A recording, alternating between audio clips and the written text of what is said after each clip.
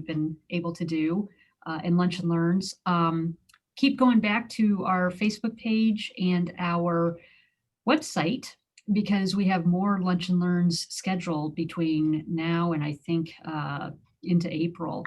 So please keep an eye out, and those of you who are on our email list or our uh, uh, just our regular newsletter list, you'll be getting notification, but also just hop on our Facebook and website, and you'll have the opportunity to learn about more events that we're going to be sponsoring. So I'm really honored again that Marilyn Leatherman has agreed to repeat the training that she did in October. It'll be a little bit different, but for the most part, it was so well received. And we said, hey, Marilyn, would you mind coming back and doing this again? And of course, she said yes, because she always says yes to us. So today it's going to be about bullying prevention, tips to take action. And I do want to introduce Marilyn Leatherman. Marilyn and I have known each other for, gosh, close to 10 years now. And Marilyn is a BullySafe USA National Trainer. So she has had extensive training as well as experience in providing trainings to adults and probably just as importantly, if not more, to children. She has probably presented and facilitated discussions now with thousands of children. Marilyn has over 40 years of experience as an educator, and she was also a principal. She's a retired principal from the Washington Township. So we are going to record this. I just want to give you a heads up about that. So we are recording this. If you would like to ask questions, you can either put it in the Q&A that's at the bottom of your screen or in the chat, and I will try to be paying attention to that. And there'll also be an opportunity at the end. Marilyn's going to leave quite a bit of time at the end of the presentation for people to be able to ask questions. So you can do it at that time too, but we'll also, if you have something you really just need to ask during, we'll pay attention to that. And then you will get a certificate, but it will be after you fill out a survey. So the next day or two, watch your email and we will be sending out a survey to you. And then once you complete the survey, we will be sending out a certificate. So without further ado, I am pleased to present Marilyn Leatherman. Thank you, Sandy, and I appreciate that very warm introduction. And as Sandy said, I've been working with bully prevention. I've met Sandy about 10 years ago, and I've been working with bully prevention almost ever since I retired as principal from Allisonville, probably the last 10 years, 12 years. So I'm just very, very passionate about what we're talking about today. And I hope that you will be able to come away with some tips of how to help prevent bully prevention and what to do with those who you might know who have been dealing with bullying and what they might be able to do about it. So again, I want to just thank you, Sandy, for that warm introduction and for giving me the opportunity to talk with you today and help you deal with bully prevention and also share some of the things that you have learned.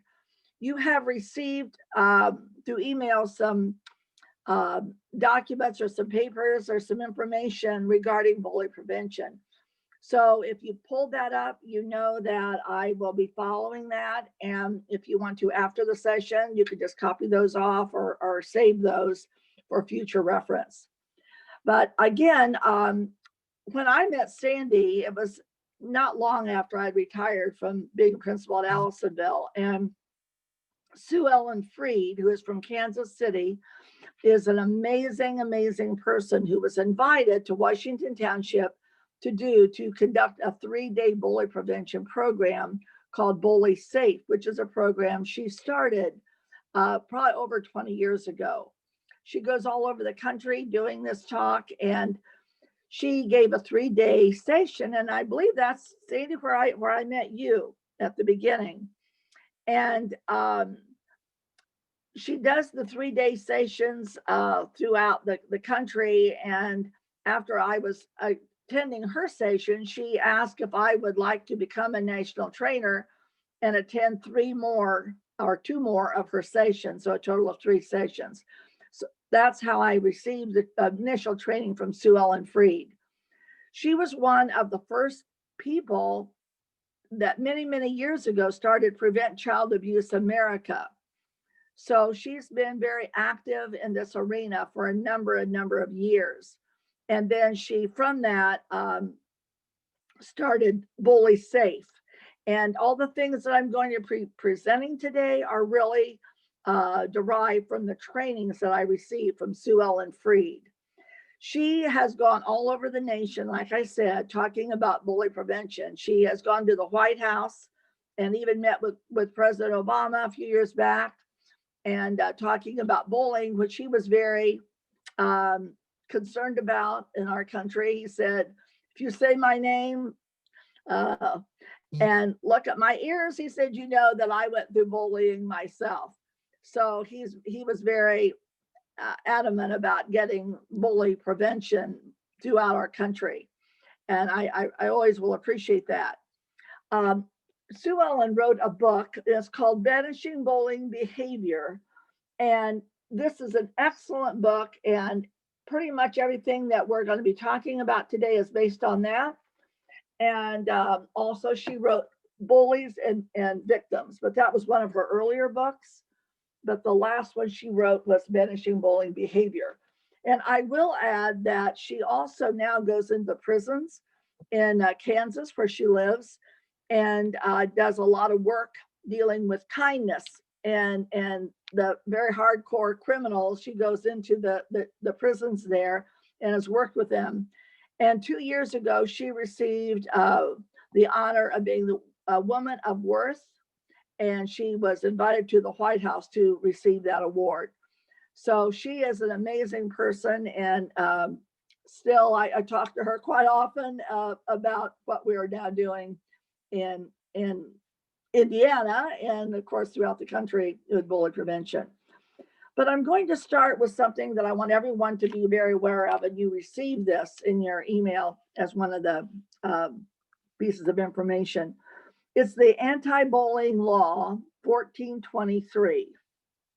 And that went into effect July 1st, 2013. There was a group of us who really worked to try to get this through. And it is a law for the state of Indiana, signed by the governor. And many schools systems aren't really abiding by this to the extent they should be. It is required that every school district have a policy prohibiting bullying in place. Again, every school district is required to have a policy preventing bullying in place. And if your child is being bullied and you go to a school to report it or talk to the principal or the teacher, you might ask to see a copy of the policy that their school district has in place regarding bully prevention. And if they don't have one, then that would be something of concern, that you know, if you have this paper that talks about the law 1423, then you have it in writing that, and you could present that to them. I really want to see this policy. It also requires that every school district trains the children, gives some kind of bully prevention training every year. It doesn't state it in the policy, but most school districts want it in place by the middle of October, which is Prevent Bullying Month. Also, there are to be some type of presentation to the staff members regarding bullying as well. And there is also a requirement that if bullying occurs and is reported, it needs to be addressed, first of all, and then it should be reported to the state. And a lot of times people don't want to report it as bullying. They want to report it as aggression or as hitting or whatever, but it needs to be reported as a bullying incident. So that's also very important. So I urge you to pull up that document, Anti-Bullying Law 1423. And if there would be an occasion that you need to report it to a school or school district, you might want to have that with you so that they know that there is something in place in Indiana and that you are aware of it and you want it stopped. And so I just want to make sure you know that. One of the things in the bullying law, but also in our school districts, we need to have terminology. We need to have terminology so we can all be on the same page. One of the things that Sue Ellen recommends, and I've always really abided by this, is to not use the term when you're referring to a person who is bullying. Do not refer to them as a bully. Refer to them as a bullier rather than a bully. A bullier would indicate that they are participating in perhaps a bullying type activity, but we don't want to label them as a bully because we know that they can change. And as I've gone through and talked to really thousands of kids and hundreds and hundreds of classrooms, often after the session that I give, usually it's a 45-minute to an hour session with every individual classroom, often I'll have a student come up to me in tears and want to talk to me afterwards, and they will confess that they are a bullier, but they want to change. And we have to really help children understand that even though someone is a bullier, they can change, but we have to help them make that change. And I'll go into more detail with that later. But I just want to urge you to help others understand the importance of referring to a person, could be adult or a child. And I would also like to emphasize that everything we talk about today is not just dealing with children. We know, and you know, that there are adult bulliers as well as children. So everything we talk about today is not just about children being bullied, but adults can be bullied too. And we want to know how to deal with that and to make sure we don't allow that to happen. Also, we don't like to use the term victim. We would prefer using the word target to the person who is being bullied rather than victim. Victim would imply more of a helplessness, and we don't want that to be the case.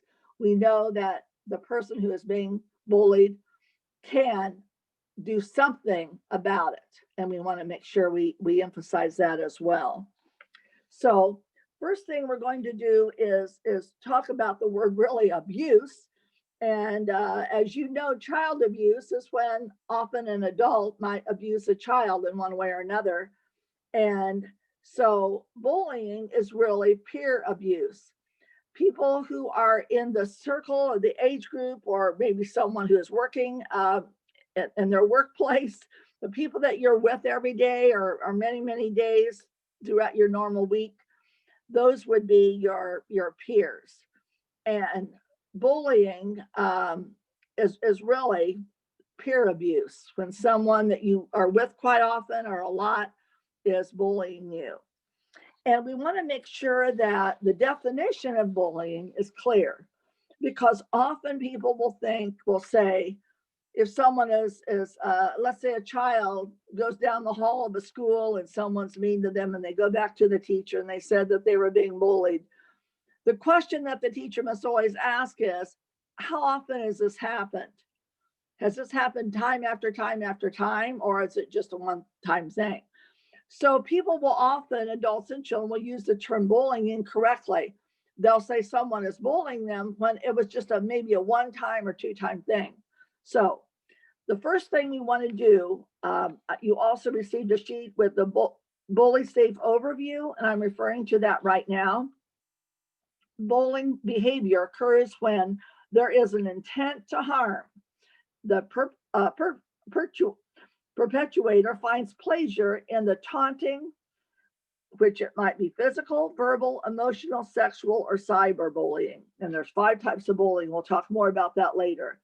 But whatever type of bullying it is, it continues, even though the target does not welcome this type of behavior, but it happens, and the person who is doing this, the bullier, is doing it on purpose with intent to harm or to hurt.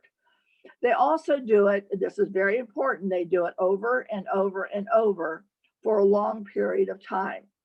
And it becomes very damaging to the self-esteem of the target.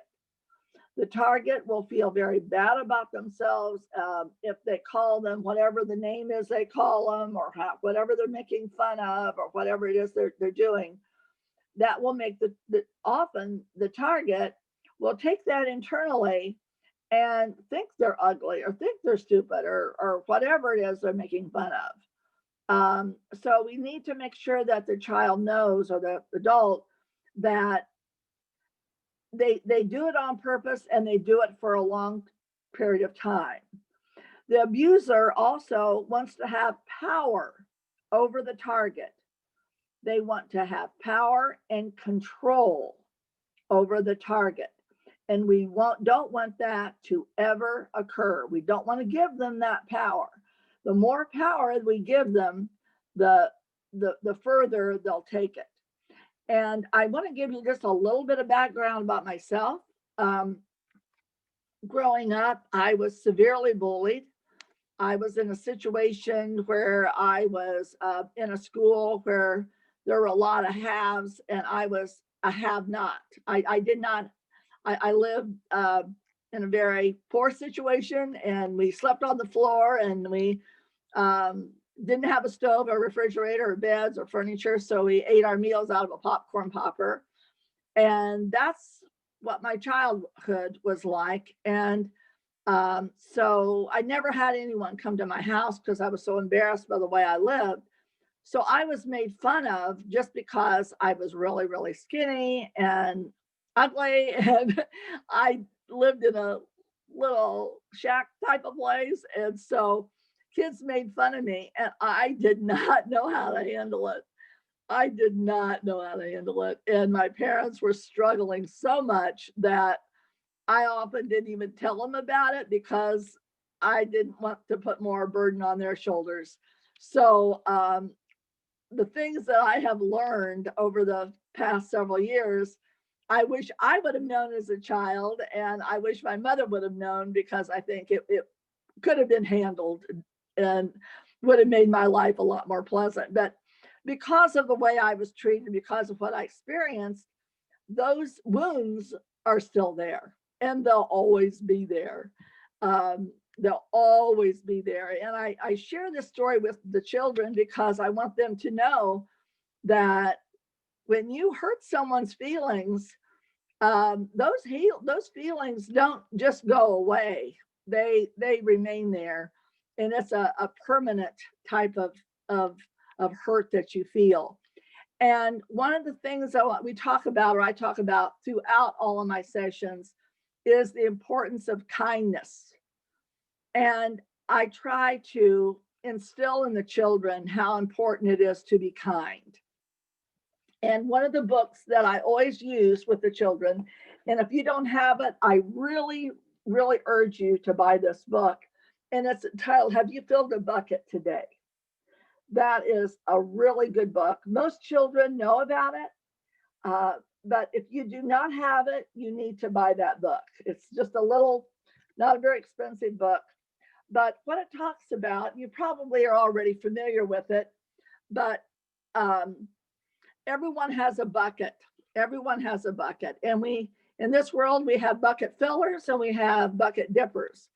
And when you say something kind to somebody, or even smile or open a door for them, whatever it is, you're filling their bucket. If you know them, if you don't know them. It's so important to go through life every single day filling people's buckets. And I give the children an assignment. I say every night when you go to bed, and I do this too, and I recommend you do it as well.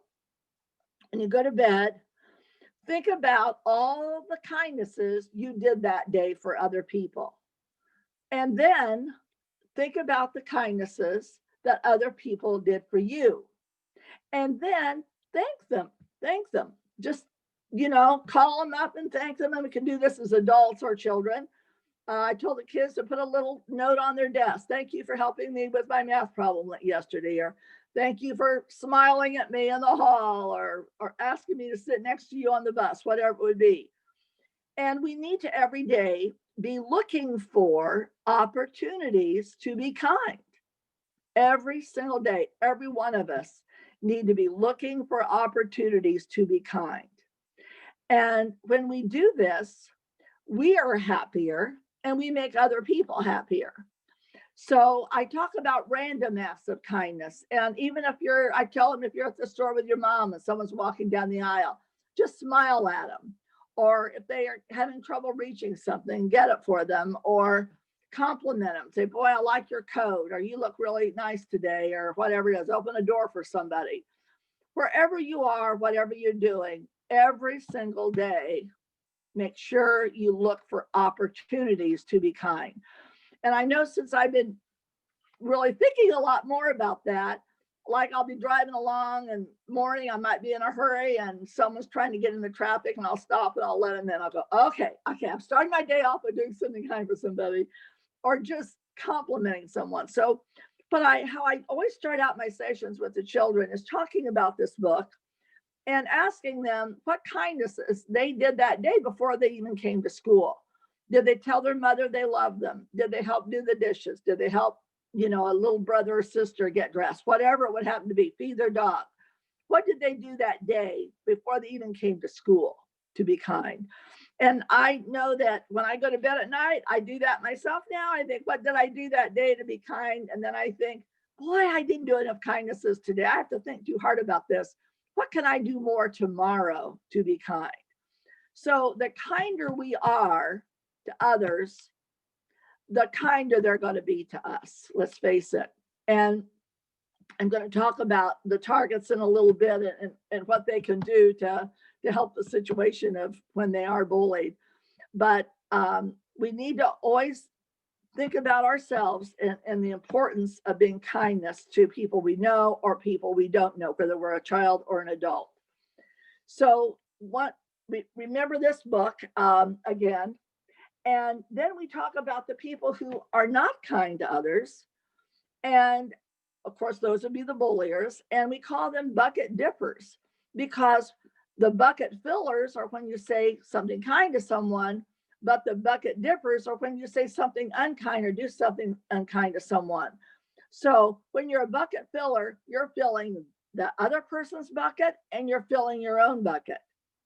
But bucket dippers, they take something out of your bucket and they take something out of their bucket.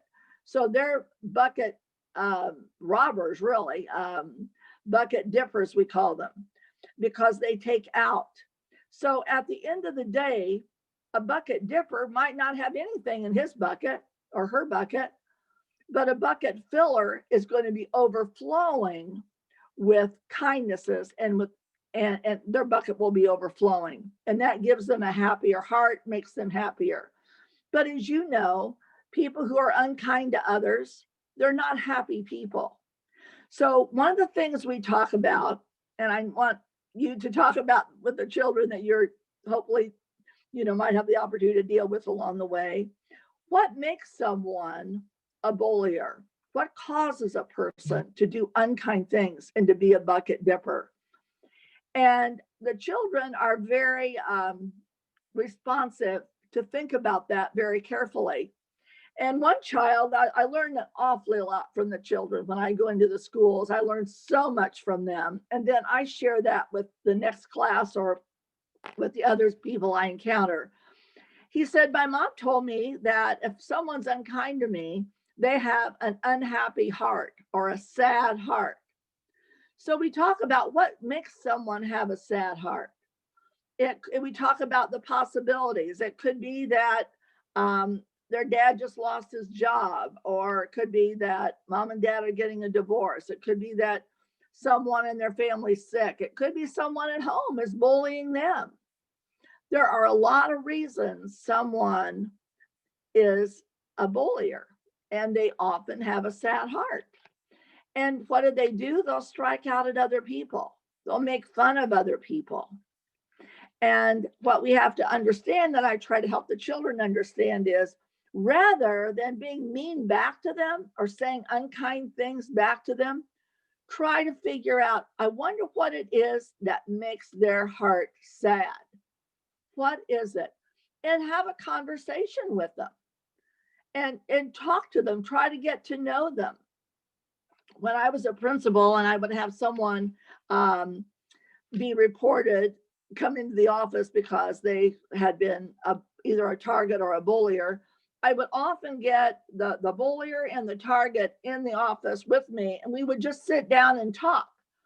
And I would ask each of them to say something to the other person that they've noticed about them that was really a positive. Like, I noticed you always smile, or I noticed that this or that, whatever it is. And then I have them share something about themselves to the other person that maybe is bothering them, or something that they might not know that they think they should know. And a lot of times that breaks down barriers. And the children often become they become friends through all of this. But sometimes it's just in the opportunity to communicate with each other. It's so important to communicate. So encourage, if you're working with a child that's being bullied, encourage them to have a conversation at some point with the person who's the bullier, to try to get to know them and to let them give them an opportunity to talk and to see what's going on, so they can communicate with each other. Sometimes that can happen and sometimes it can't, but if it's under adult supervision, usually it will work out in a positive way. So it's important that you think about the person who is a bullier, what's going on in their life, that causes them to do this. Sometimes they bully because they are jealous. They're jealous of the way you look, the way your life is. It could be that they're short and you're tall, or they're not so good at sports and you are good at sports, or it could be all kinds of reasons that they might be jealous of you. As you know, this happens with adults too. When adults are unkind to other adults, often it's because of jealousy. So it's important that we don't brag and we downplay, as some things that maybe cause them to have that jealousy. It's very important that we open the doors, like I said, to communication with the people that we are dealing with. But also, a sad heart could be that they're making fun of someone because they feel like they're more powerful than the other person, than the target, and they think that they can hold their power over them, and that the person that they are bullying has no power. And that's where we need to address. That's what we need to address, and help the child or the adult understand they do have power to do something about this. They do have power. And one of the things that we really want to urge the child to do is to report it. Don't put up with it like I did. I didn't do anything about it, and I should have, but I didn't know what to do. But it's very important to report it to the teacher, to an adult, to your parents for sure.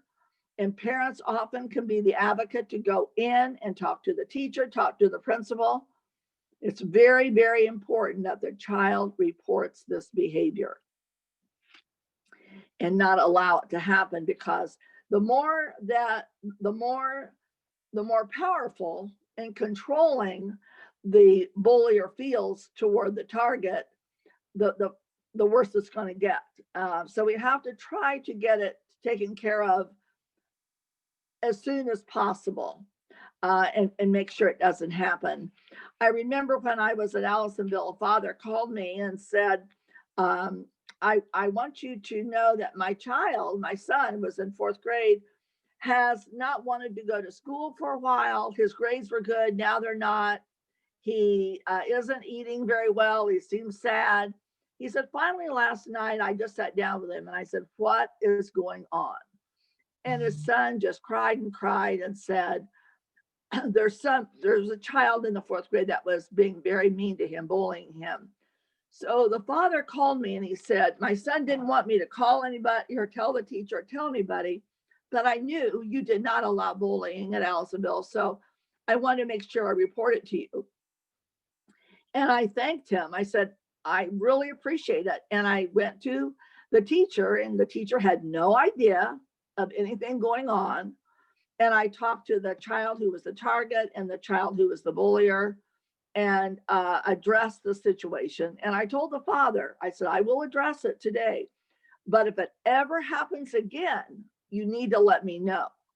And I let the target know that. I said, don't ever let this happen again. If it does, make sure you let me know, because we do not allow this at our school. And I know schools usually have rules about this and policies about this with each individual school. So it's important, if you know what's going on, or you see signs in your child of unhappiness or not wanting to eat or personality change or grades just not being as good, whatever it is, if you notice these signs, make sure you sit down and talk with them, find out what is going on. Be very loving and kind and say, I'm here to help you. We're going to get this to not happen anymore. So it's very, very important that the child communicates this with you. And then it's important that you, with the child, address the situation and make sure it stops. And if it doesn't stop, then you need to go back to the school and say, this is still going on. This is a problem. And make sure it is addressed. Also, in the conversation with your child, ask, is there anything that they are doing that might be causing this to happen? Sometimes it's a two-way thing. They bully each other back and forth and push each other's buttons and so forth. So it's very important that they don't, that doesn't occur. And so really, we want to make sure that the child isn't, your child, the child that is being bullied is not causing it. And that can be the case sometimes. But whatever the case is, it needs to be addressed and it needs to be stopped. You do not need to put up with it. And it's very important, if you find that after it is reported that it continues, then you need to go back and you need to talk to them again. It has not stopped. It's still going on. And don't stop talking to them until it stops. It's very, very important that a child does not, or an adult does not have to, they do not have to put up with this. And if it's still does not go away, then you need to talk to a school board member. Last resort, I would say, would be the news media, because no one wants to be on the news in a negative way, but it's important that it is addressed. Also, one of the things that I want to emphasize, if a child, an adult sees a bullying situation going on, and they're a witness to this, or well, rather than a bystander, you want to be, you've probably heard this term, upstander. If you see it going on, you see someone being bullied, you need to do some things about it. You don't just walk on. That's apathetic. When you see it going on, you know it's wrong, you walk away. That's not helping the situation at all. You need to make sure, if you see this going on, this could be a really good conversation with your children, whether they're being bullied or not. If they see it going on, they should do a few things. One of the things, if they feel comfortable, is tell the bullier to stop. Another thing is to tell the people around, the children that are around and see it going on. Often the bullier wants attention. So if they're making fun of someone, they want other people to join in with them. And often other children join in, they'll laugh. If someone's being called a name, they might laugh with the bully because the bullier loves that attention and that kind of power or control. So if you see this going on, they need to tell the bullier to stop. They need to tell the people that are around doing this too and joining in. They should tell them to stop. They should go over and comfort the target. Try to make the target feel better. Just say, don't play with them, don't be with them, don't pay attention to them. Why don't you come play with me? They need to go over and try to make that target feel better. And then they need to report it. Often the child or the person who is the target, they don't feel comfortable reporting it. So a bystander or the upstander, I would say, the witness could report it for them. So they need to let the teacher know or the adult know that this child is being bullied by this child so that the adult can address it. It's very, very important. That's something very important because we can all do something about it, whether we are the target or not. If we see it taking place, we need to all do something about it. That's very, very important. Now, the target, sometimes, like I did, I felt very weak and I felt like I had no control. There was nothing I could do about it. But one thing they can do is to look at them right in the eyes, the bullier, and just say, don't do that anymore. Please don't do that. And if they keep doing it, tell them not to do it. And if they don't stop it, that they're going to report it. They might call them a tattletale or a snitch. And they need to help them understand that they're not a tattletale, they're a reporter. A reporter tells things that are important, like the reporters in our newscasts. They report things that are important. They don't report little tiny things that happen during the day. They report important things. And being bullied is something that needs to stop, and it is important. So it needs to be reported to an adult, parent, teacher, whoever the adult is that is in charge. Very, very important. So a target should stand up to the bullier initially, try to tell that person to stop. Try not to show emotion like they're crying or upset because that'll give the bullier a feeling of power. But very firmly look at them in the eye and ask them to stop. And hold their head up straight, keep on going. They also, a lot of the children will say, my mom tells me to kill them with kindness. So just, if they see something mean to you, then just say, hey, I like your shirt. Your hair looks nice today. Just say something back to them that's kind.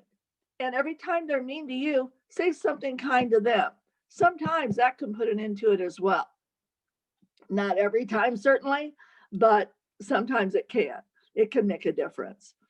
But also, they need to always make sure, like I've said before so many times, make sure you report it to your parent, to the teacher, to principal, whoever it is. You need to make sure, bus driver, you need to report it.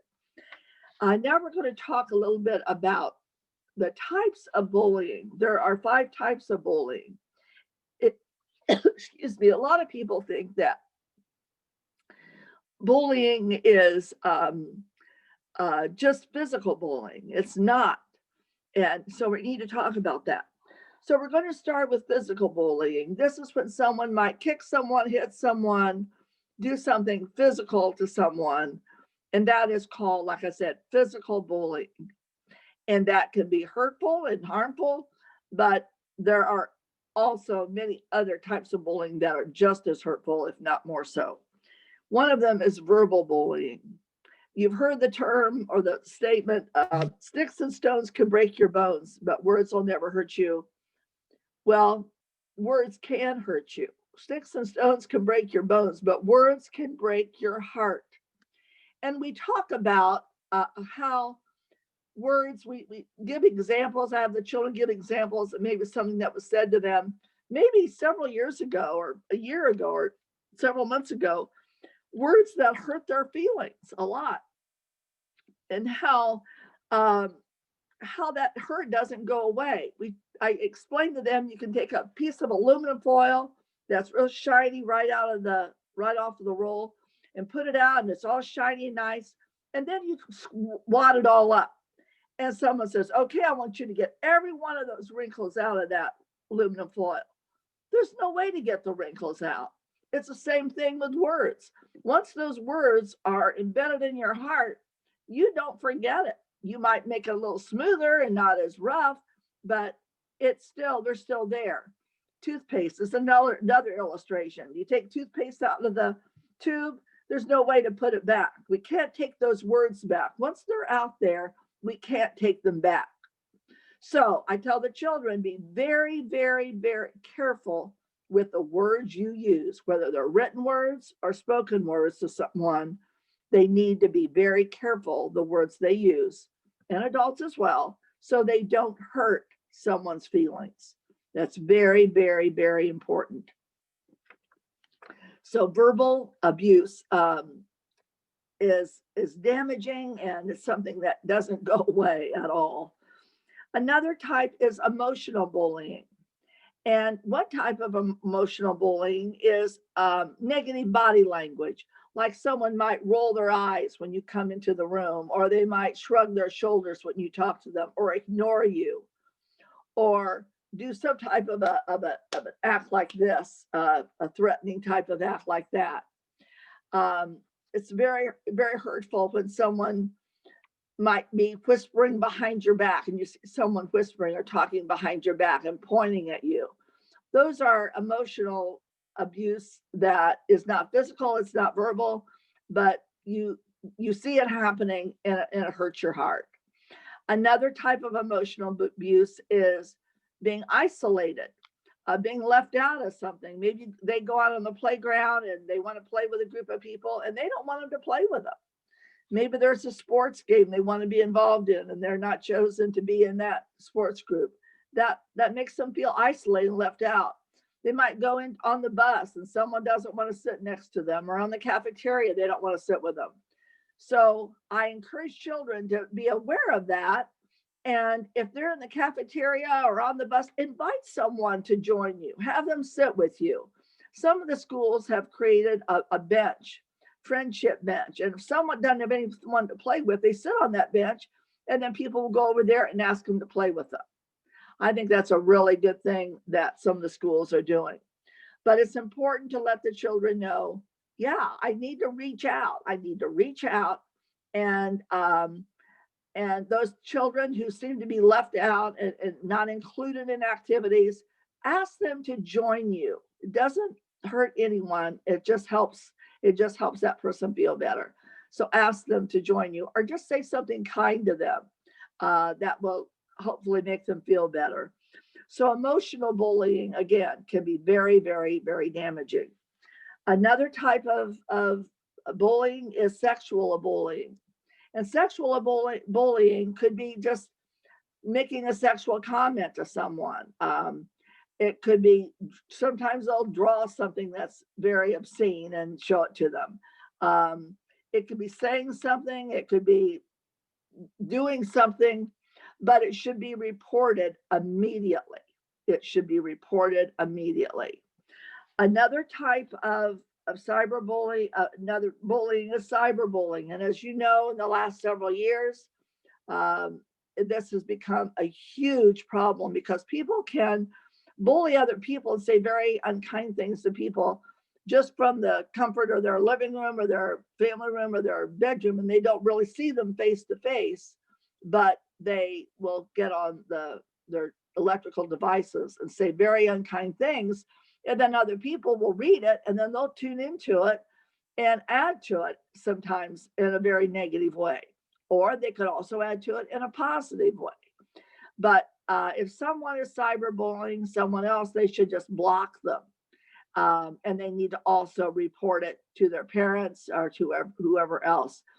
And even with this e-learning thing that we're in the middle of right now, and so many people being at home and on the computer all the time, there's even more cyberbullying going on now than there has ever been.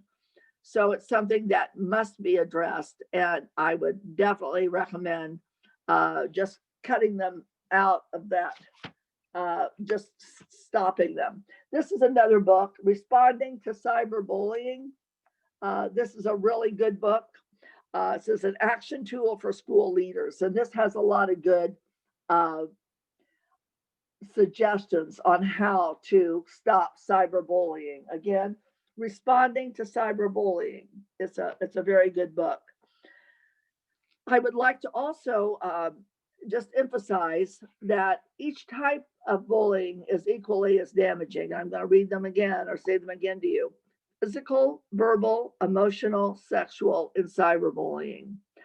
And if you have these with you and talking to your child through these things that you have that have been emailed to you, to help them understand that the meaning of what they can do and the types of bullying and what bullying really is, and why often a bullier does what they do. And again, being empathetic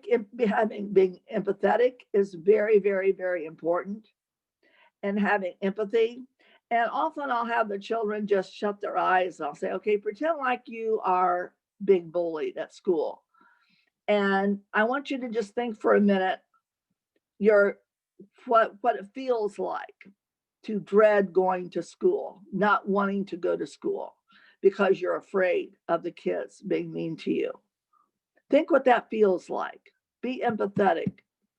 What can you do to help that other child? What can you do to make them feel better?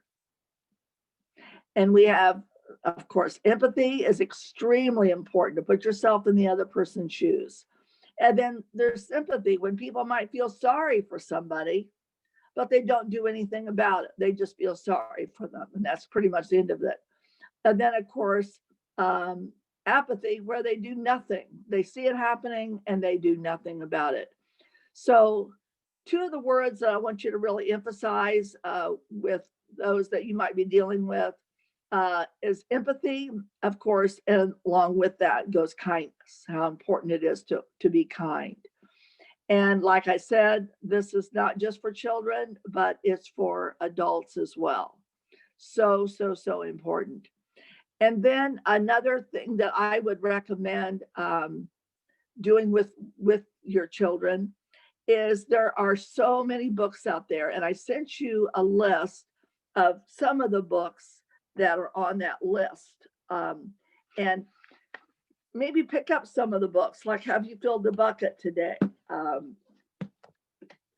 There's this book is very good, and you're probably familiar with it. There was a movie out a few years ago off of this book, and it's called Wonder. It's a very, very good book. And maybe take the opportunity to read some of these books to your child. This was a really good movie, and some of the schools took their whole school to see this movie at the theater. And then they came back and talked about the meaning and what it feels like to be bullied and what we can do about it. That's a really good one. Another really good book, Patricia Polacco is an author who writes a lot about bullying. And this one is Thank You, Mr. Falker. That's a really good book. Patricia Polacco was bullied as a child. She's written many, many books. She wrote another book called Bully. It's an excellent book. Patricia is from Michigan, and she's probably my favorite, one of my favorite children's authors, and she's outstanding. So when I was principal at Allisonville, we asked her to come and talk to our school, talk to our children, and do some writing experiences with them. So she was at our school for 2 days, and she spoke to all the children about her experiences being bullied. She could not read until she was 12 years old. And so kids bullied her.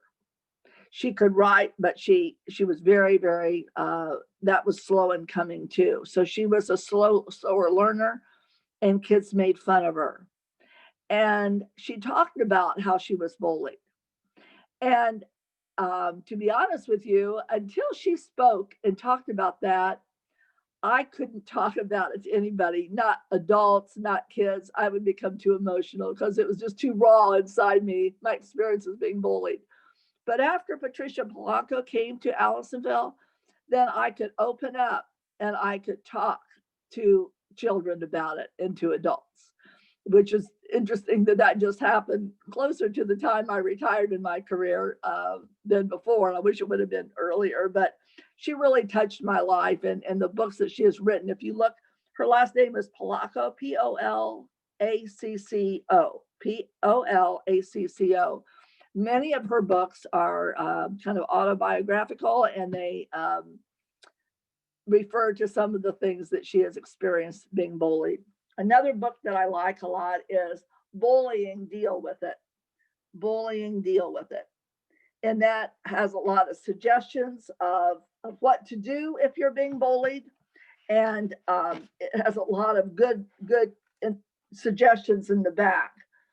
So I would perhaps go and get some books on bullying. If your children are older, Bullying Beyond the Schoolyard is another good book. But there's a lot of books out there that you can get off of Amazon or in the bookstores, but especially Amazon has a lot of wonderful books that you could purchase. So I would suggest looking into that.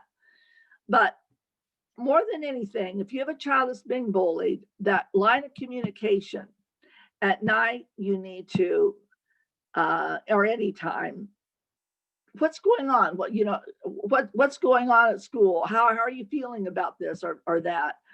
And sitting with them closely, side by side, reading books to them. And some of these books are excellent ones to read. I would really recommend that to everybody, for sure. And I would also like to mention at the end of all of my sessions with the children, we talk about the importance of apologies. It's very, very important that we apologize to others of what we might have done. So at the end of my sessions, I will ask them, I'll say, is there someone in the room, in this classroom, that maybe you said something to or did something to that you would like to apologize for? It might have been yesterday, it might have been 2 years ago. And this is a really important time in these talks that I give. It's really important, the apology sessions. And I explain to them, if you apologize to someone, it must be sincere. It must come from your heart. You must look at them in the eye, no laughing, no smiling, and you tell them what you apologize for and that you apologize. Now, the other person may not be willing to accept that apology because it maybe is still very hurtful for them and maybe it's still going on. So they might not accept it. But if they do accept it, they should say, yes, thank you. I accept your apology, but please don't do it again. And then they shake hands. Often before COVID, they would hug. And there's lots of tears during this time. I'll tell you that. These apologies are huge. And I recommend that the teachers do this once a week with their class. And you can't imagine the stories I've gotten from the teachers and the responses I've gotten from them that they do this every week. And the difference it has made for the children to have these apology sessions. It's really, really important. Also, after that, I say, okay, now look around the room. Is there someone who has been kind to you, done something really kind to you or different things over the years, the last few months, whatever, that you would like to thank them for? And I want you to take the opportunity right now to thank them. So they'll call out the child's name and they'll say, thank you for having me sit next to you on the bus, or thank you for helping me do my math problems yesterday. And then the other child says, you're welcome. And a lot of eye contact. And sometimes when they thank someone, the other child just doesn't even think about that as being a kindness that other child would would remember, but it is. Sometimes when they apologize, the other child might not even remember what the person did to them until the child apologizes. And they'll say, I don't remember that. Well, the child apologizing remembers it, and that's still on their hearts. So now they apologize, and that makes their heart feel better, and it makes the other person feel better too. So it's very, very important for these apology sessions and for the kindness. And then at that point, I give them that assignment to every day when they go to bed every night to talk about the kindnesses they've done for somebody and the kindnesses they've done that someone has done to them, and to thank them for it. Very, very important to do that. And then I have another assignment I give them. We talk about a police officer every day, perhaps in their line of work, they might put on a bulletproof vest. Well, what I say is that every morning before we leave our house, we should put on a bully-proof vest, a bully-proof vest. And you put that on, and we pretend we're putting it on, and we zip it up. And as we zip it up, we say, I am loved, I am special, and I'm a good person. And you say those things to yourself. And you think about the people that love you. You think about all the qualities that you have that are really good qualities. And you zip that up, and you know that if anyone makes fun of you that day or says something to you unkind, you know you've got on your bully-proof vest, and you're not going to let it get in your heart. You're going to just let it bounce right off. And as I give these talks to classes every year, often kids will say, oh, Mrs. Leatherman, they call me the bully lady, of course. And they'll say, Mrs. Leatherman, I use that. I put on my bully-proof vest still every day. And so it's important as you work with your children to tell them about that bully-proof vest and that they have it on. And if someone says something unkind, it'll just bounce off. I'm now going to ask if there's any questions or anything that I have not addressed today that you would like to have me address. So we'll stop and we'll just ask for anything that I can help answer or direct you in any way. Anyone have anything?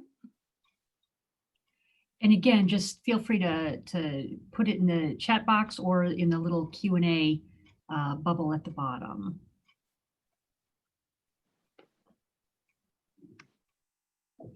And if any of you have any resources or suggestions and things that you've used in the past in your work or with your children or children with whom you've worked, please share that as well.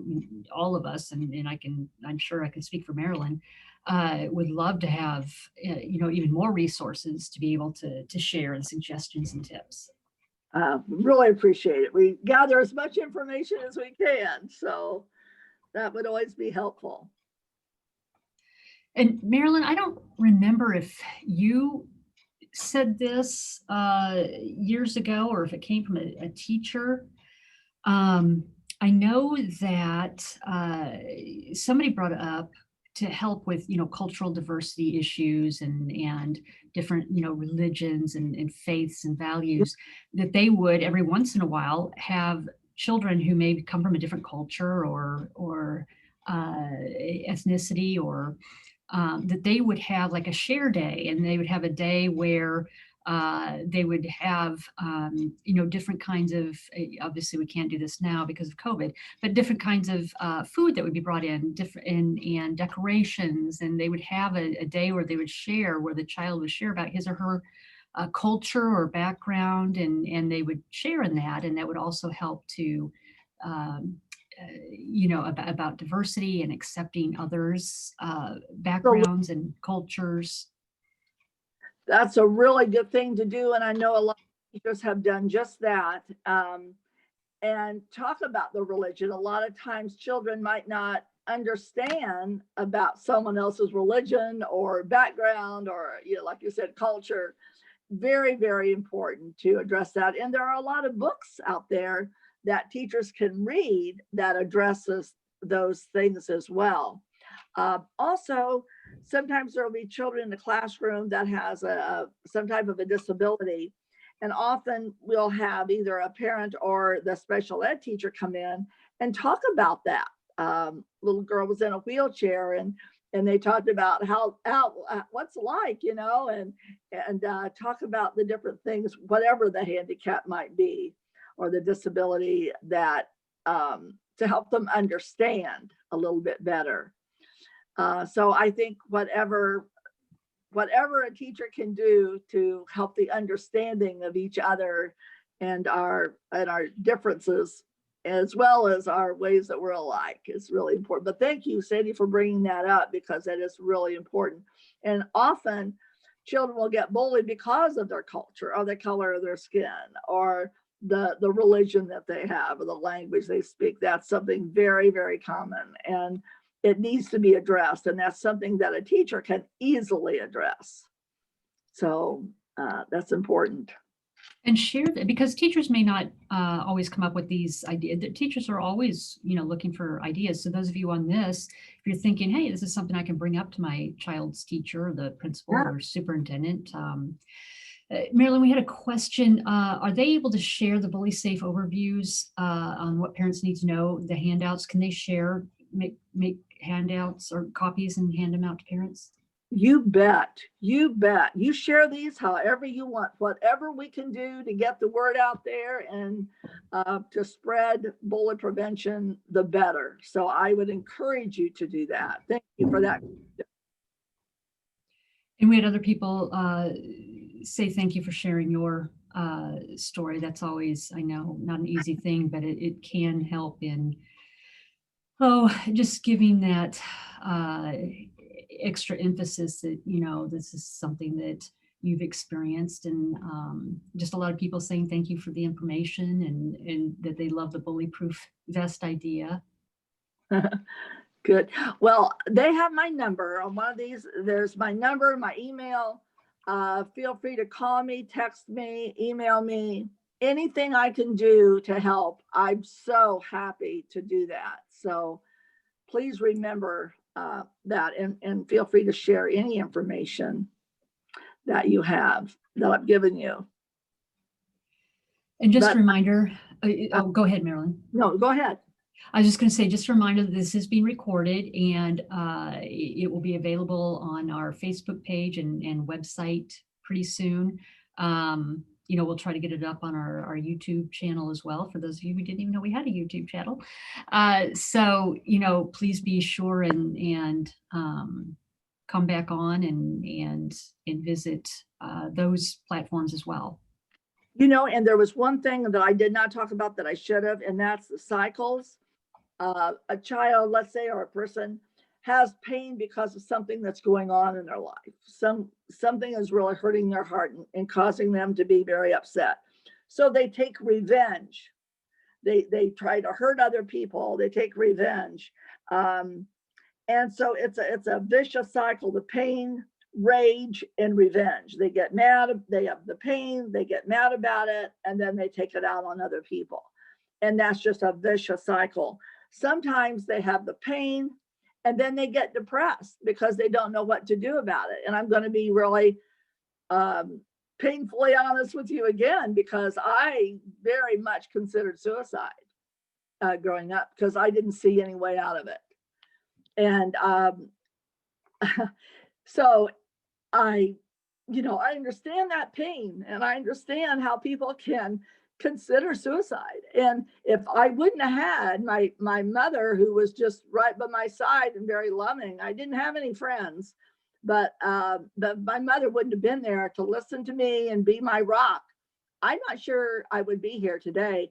And I had definitely was going to drop out of school. I knew when I turned 16, I was going to drop out. That was what I was going to do. And when I was a sophomore in high school, I came home from school and there was a for sale sign in the yard. We rented this awful house, but there was a for sale sign in the yard. The lady we rented it from decided to sell it. So we were basically homeless. And we ended up, someone found a place for us across town, and we moved in there. Didn't have a car or anything, but we got over there.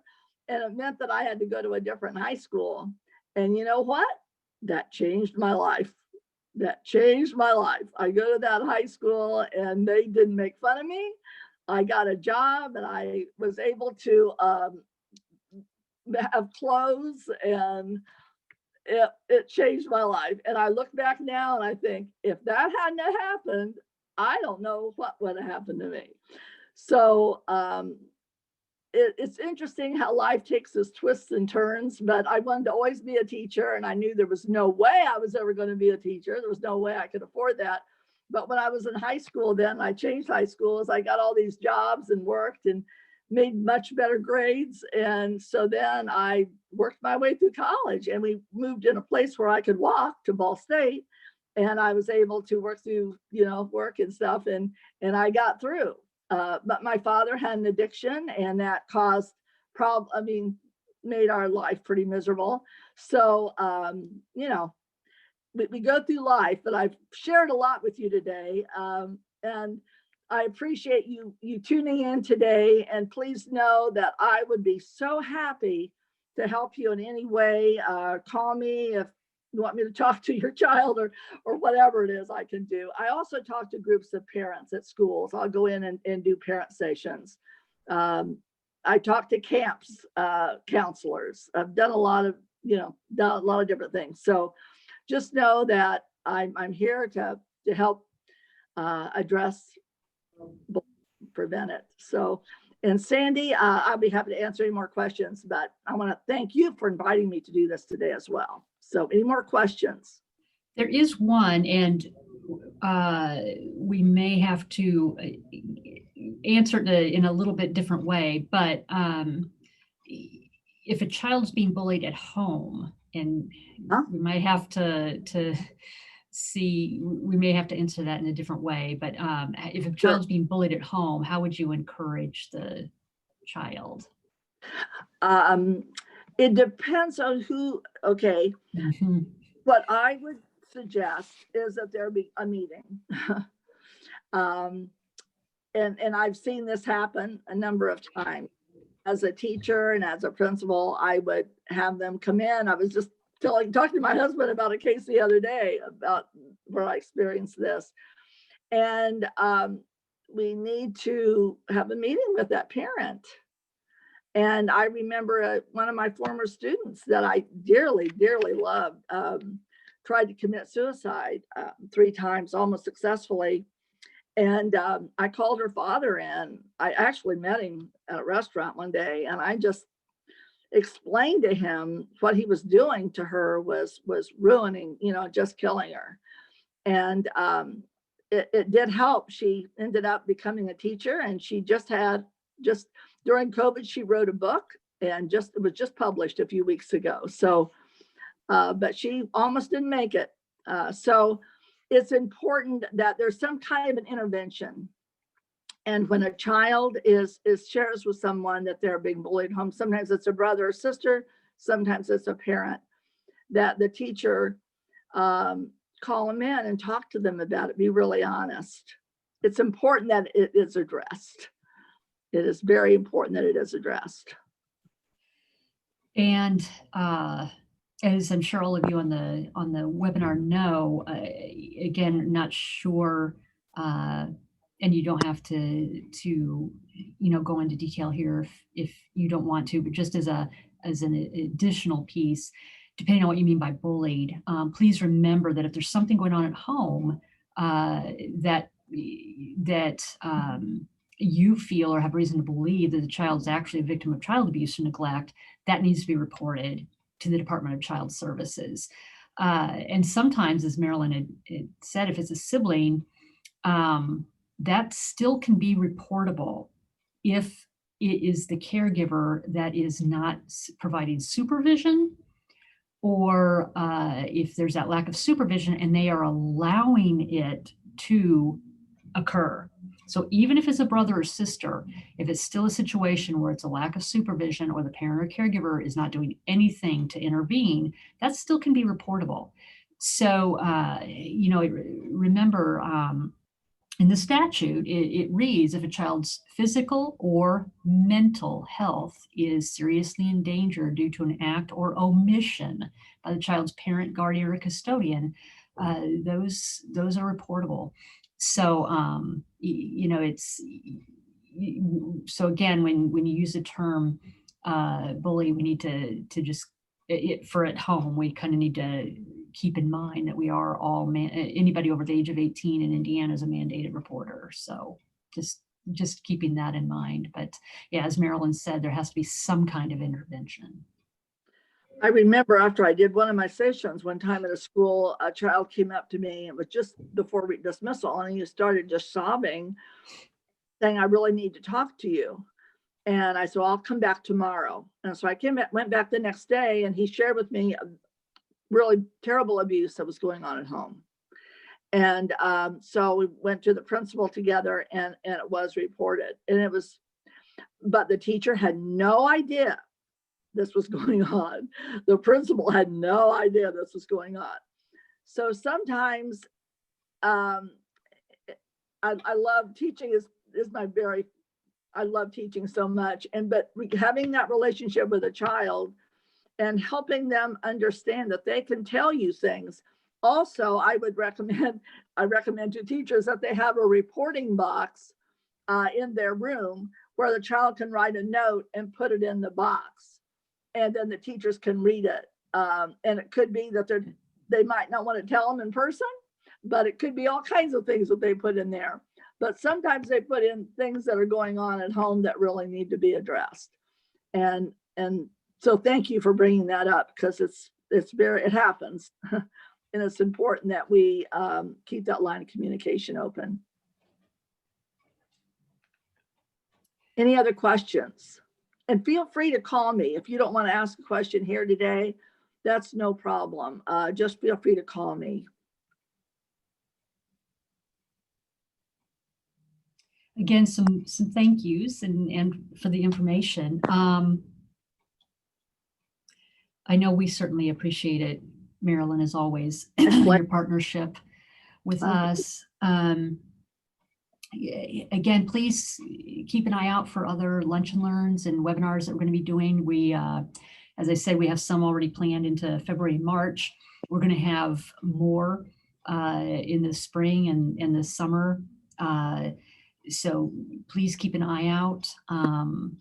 If you're interested in, being on our email newsletter list, let us know, because then we send out updates and things that we're doing. But we're usually pretty good. Actually, we're really good about keeping stuff on our Facebook page too. So even just real quick hyperlinks to register is usually through our Facebook. So,